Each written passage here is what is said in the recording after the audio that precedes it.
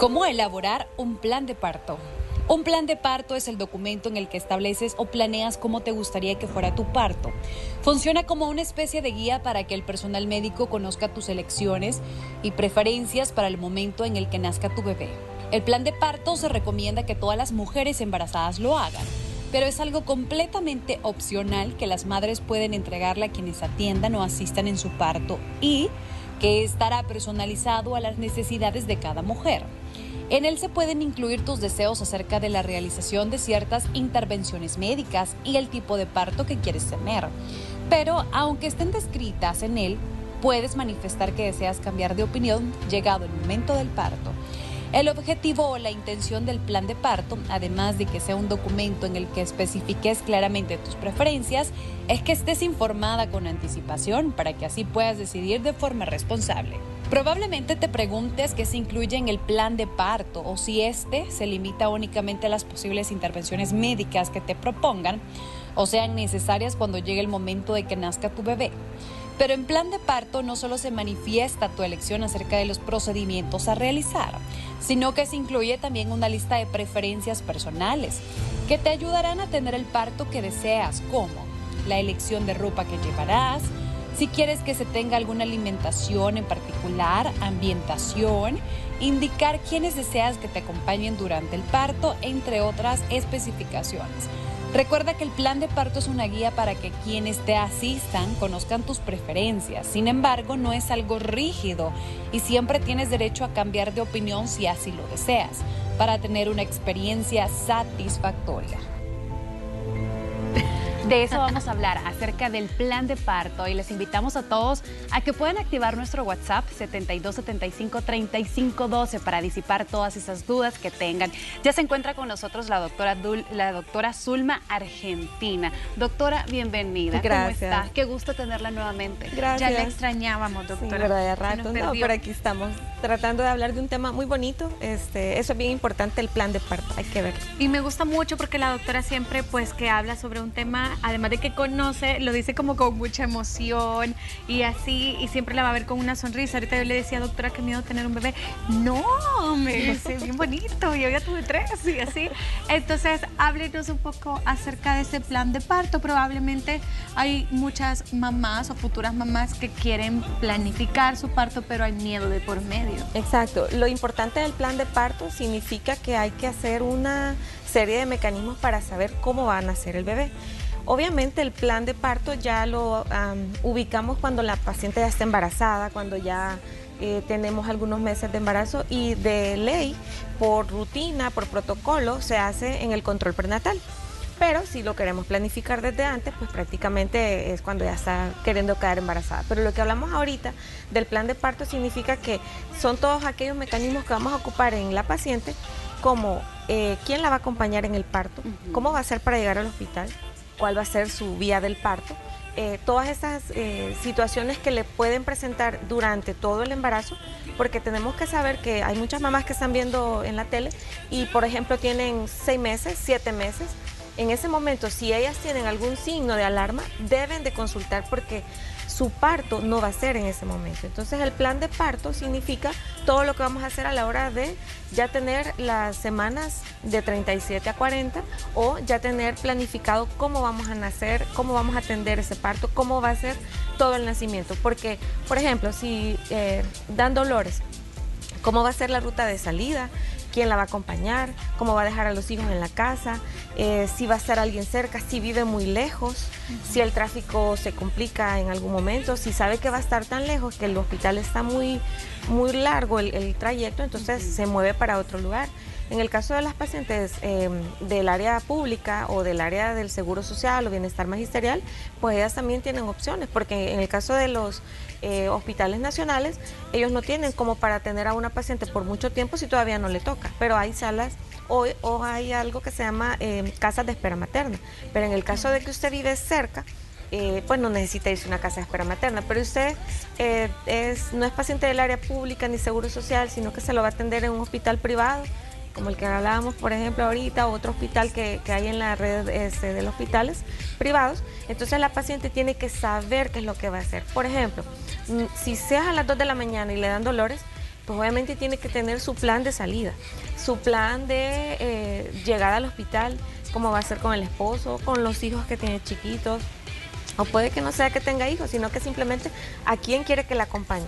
Porque si usted quiere que esté su esposo, pues se lo lleva y se lleva al esposo y ahí se queda. Pero si usted quiere que esté su mamá, su suegra o alguien durante el parto, también lo puede hacer. Es una planificación. Doctora, ¿qué no puede incluirse en un plan de parto? Pregunto porque de repente yo le puedo decir a usted, yo lo quisiera tener natural, yo no quiero cesárea, pero eso al momento me imagino yo que no se puede decidir porque llegado el momento pueden suceder diferentes cosas. ¿Qué no se puede incluir en un plan? Exacto, lo que significa que el embarazo lo vamos viendo durante los 8 controles prenatales, a veces 9, a veces 10, dependiendo del riesgo que tenga la paciente.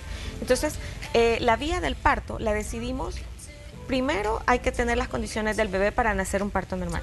Para todos, lo que sabemos es que un parto natural o un parto normal pues es lo mejor, es lo ideal. Pero ¿qué tal que esa mamá, su pelvis es pequeña y el bebito es bien grande y no compiten y no cabe a la hora de nacer? Entonces hacemos un diagnóstico antes de eso.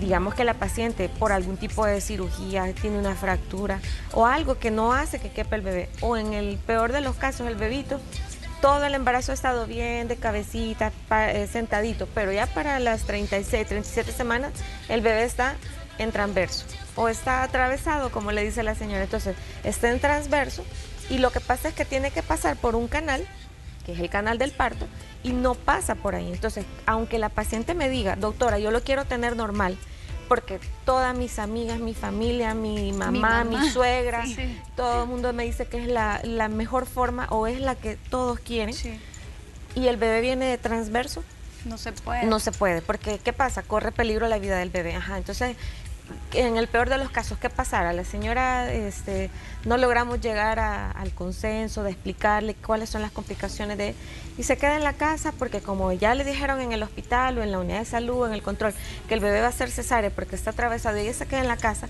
lo peor que puede pasar es que ella inicie contracciones, el cuello del útero se va abriendo y lo que va a sacar el bebé es un brazo o una pierna. Entonces el problema es mayor porque lo que debería haber sido un plan de parto para evitar morbilidad, mortalidad en la mamá y en el bebé, deja de ser eso.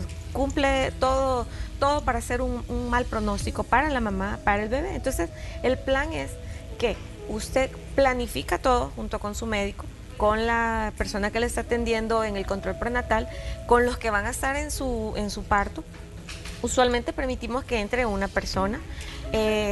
Si va a ser un parto normal, lo quiere con dolor en vivo y a todo color, como decimos nosotros, o lo quiere con un anestésico o con un analgésico, mejor dicho, que va a estar en la espalda y que le van a poner un catéter y usted va a estar como el parto sin dolor que todos mencionan. Entonces, todas esas cosas las estamos planeando durante los controles prenatales. Y no podemos incluir que le digamos a una señora, vaya, mire, su bebito va a nacer por abajo porque de que nace y que tiene que pasar por ahí. Y en el momento del trabajo de parto, que le estamos monitoreando, que la paciente está bien y de repente vemos que la frecuencia cardíaca del bebito va para abajo, que hay alguna complicación durante las 8 o 10 horas del trabajo de parto, que corre peligro la vida del bebé, entonces en ese momento se decide una cesárea, aunque la paciente no lo desee de esa forma. Y eso puede suceder. Puede suceder, porque aquí viene lo importante. Sabemos que todo lo que estamos haciendo ahorita es para el bien del bebé y de la mamá. Tenemos una ley de por medio que hace poco salió, hay muchas cosas que ya se cumplían en esta ley y hay otras que se han agregado. Pero lo importante aquí es el bienestar de la mamá y del bebé, porque el caso que les mencionaba, un bebé que esté transverso, pero la mamá dice que tiene que nacer por abajo porque sus 4 hijos han nacido por vía vaginal, pero el bebé, este bebé es más grande y está en una posición que no es adecuada.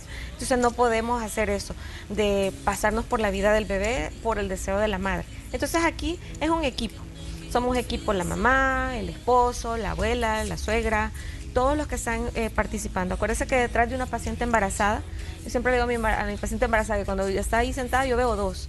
O sea, estamos hablando de la vida del bebé y de la vida de ella. Entonces, tenemos que hacer un plan para que nazca bien. Doctora, ¿y será que también una futura madre puede poner de su parte en el caso de que haya alguien ahorita que no está embarazada, pero sí está planificando en salir embarazada, pero esta persona tal vez tiene sobrepeso? y eso puede dificultar que mi parto sea vaginal, como usted mencionó. ¿Puedo incluir esto dentro de la planificación, por ejemplo? Eso puede ser una planificación o una preconcepcional, o sea, antes de quedar embarazada. Entonces aquí la paciente, digamos que la obesidad mórbida o la grado 3 es la que está más asociada. Si ese tipo de paciente le dice, no, yo quiero que mi parto sea natural, pero el sobrepeso le dificulta hacerlo, ¿cómo entonces yo me preparo? Sí, nosotros tenemos aquí realmente una población femenina que hay una gran proporción de pacientes embarazadas con sobrepeso o que ya entran al embarazo con sobrepeso, y eso en alguna medida no dificulta el trabajo de parto ni el parto. Lo que sí dificulta es si el bebé es muy grande para una pelvis que, aunque sea adecuada, no cabe.